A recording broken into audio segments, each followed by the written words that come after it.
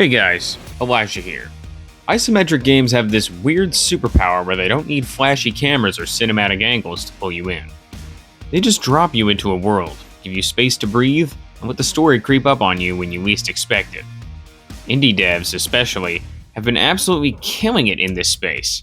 They take risks, they get personal, they build worlds that feel lived in, broken, hopeful, or downright uncomfortable. Today we're not going to be talking about the biggest budgets or loudest hype.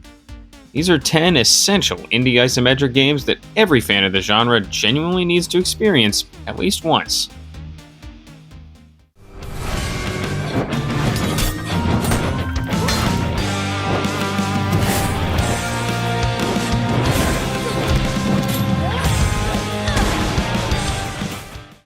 Hades 2. Alright, so we might as well start by talking about this one now, because pretending it isn't a big deal would be straight up lying. Instead of picking up where things felt familiar, the story immediately pulls the rug out and goes, yeah, the war already happened and you're late. Time itself has been hijacked by Kronos, the Titan of Time, and the gods aren't ruling anything anymore. They're hiding, scheming, and surviving. At the center of it all is Melino, trained from the shadows, not to escape the underworld, but to rewrite a future that's already gone wrong. That shift alone completely changes the vibe. I mean, the plot unfolds in a way that feels weirdly confident, almost cocky. Death is a part of the storytelling language. Characters react to your failures, remember what you've tried, and speak like beings who've lived through too many cycles to sugarcoat anything.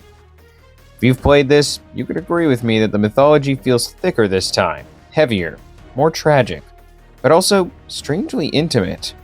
And honestly, by the end, it's hard not to admire how absurdly polished and emotionally sharp it all is. Everything just clicks. Players can actually feel the depth of the writing, the pacing, the weight of the journey. It feels like one of those games that reminds you why this genre even matters.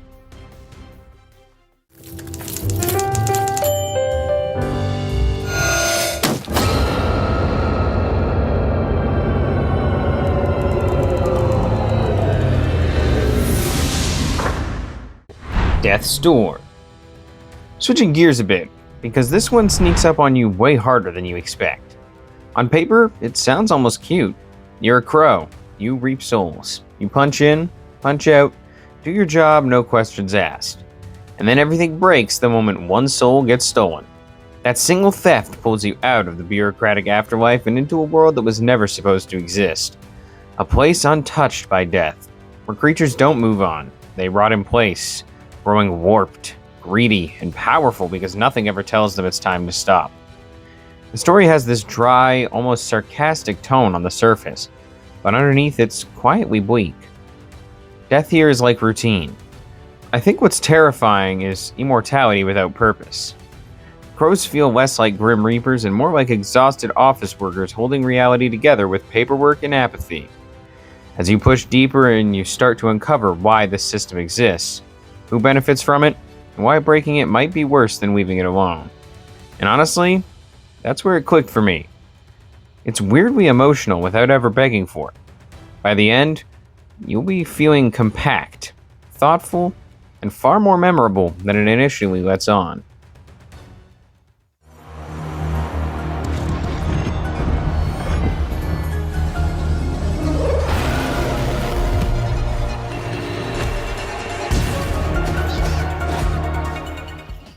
Tunic. This next game is where things get sneaky, because this one looks friendly enough that you almost don't realize it's already messing with your head.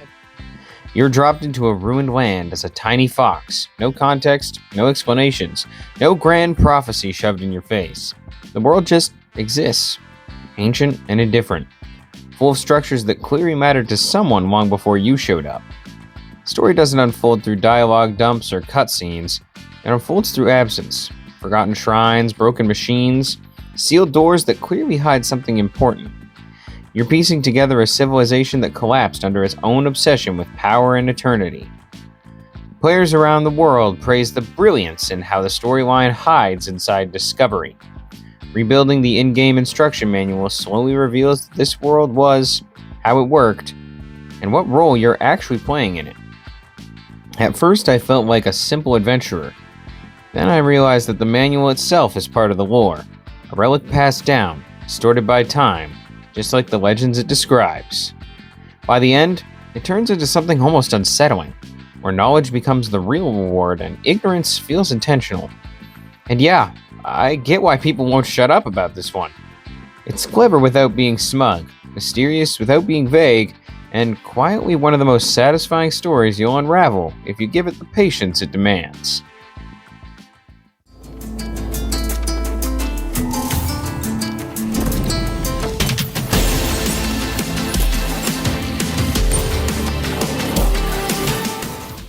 Windblown.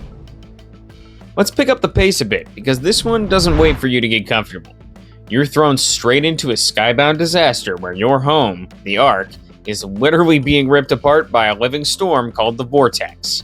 Islands are breaking off, alarms are blaring, and the world you thought was stable turns out to have been orbiting a catastrophe the entire time. You play as a leaper, one of the few fighters fast enough to jump between these fragments.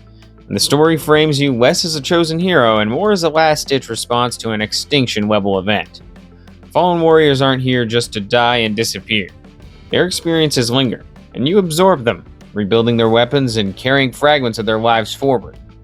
It gives the whole loop a strange emotional weight. Every run feels like you're standing on the shoulders of people who already failed. The Vortex feels almost sentient, like a force testing whether this world deserves to survive at all.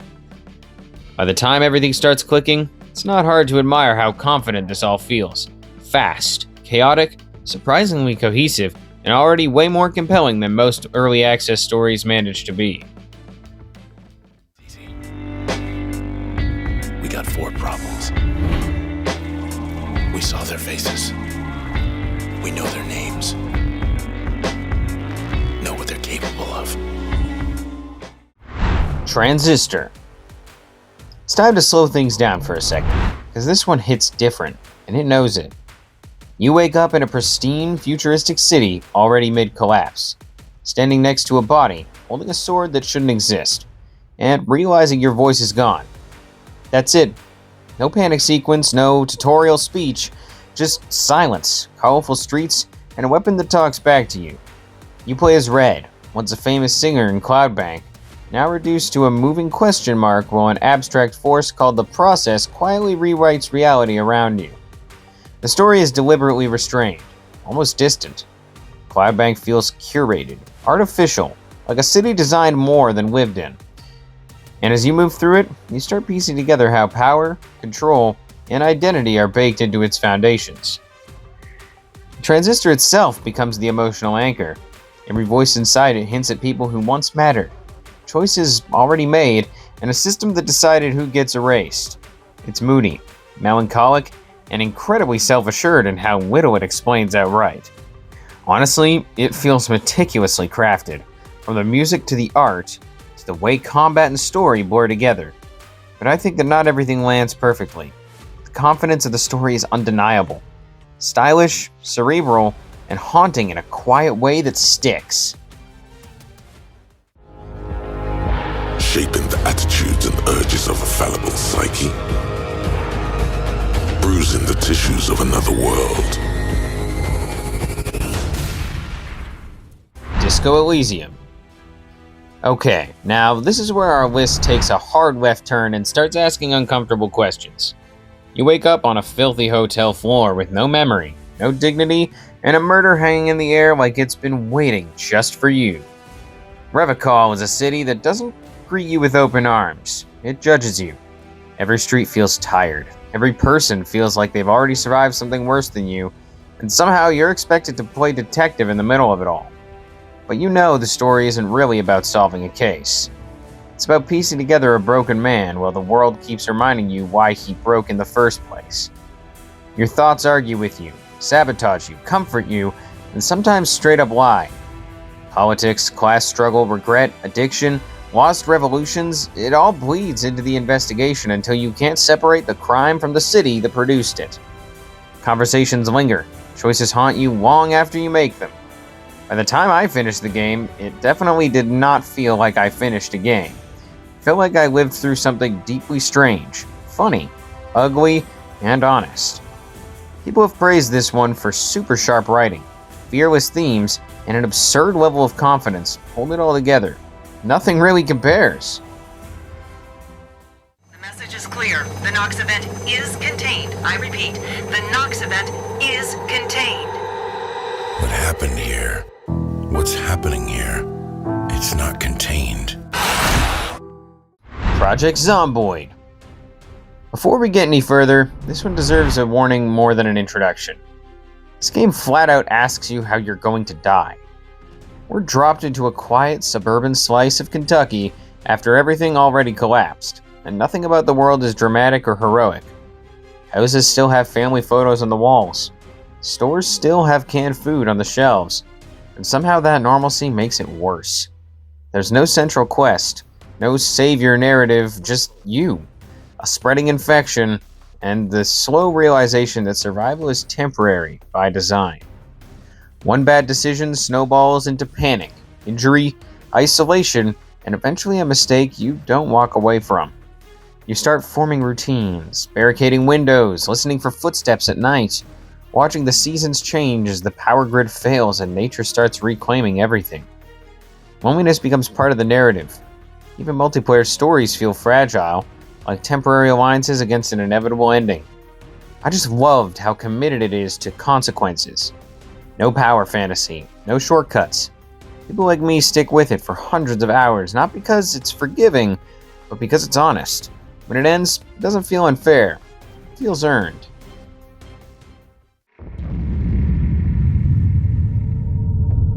"1986, the year when it all ended. Humanity barely survived." Atom RPG. This is where our video leans hard into old school scars and stubborn survival.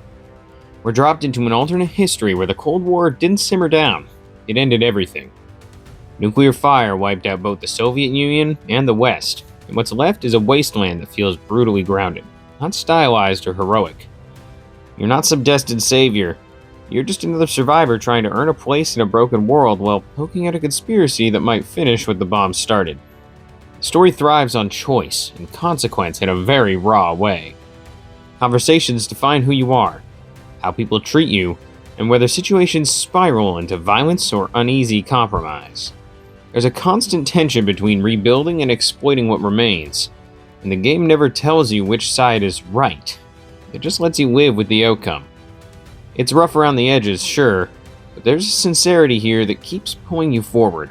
The writing has bite, the world feels lived in, and once it clicks, it's easy to see why so many players get stuck with it and walk away genuinely impressed. An accident. Okay, let's try not to freak out. Come on, take my hand. I don't understand what it is that you want me to do. I want you not to be alone, and for the others not to be alone. Closer the distance. Last but not least, we have a game where everything suddenly goes quiet, and the list stops flexing systems or mechanics and just sits with you for a while. The story opens after a fatal car accident, and instead of playing the person left behind, you're the one who's gone.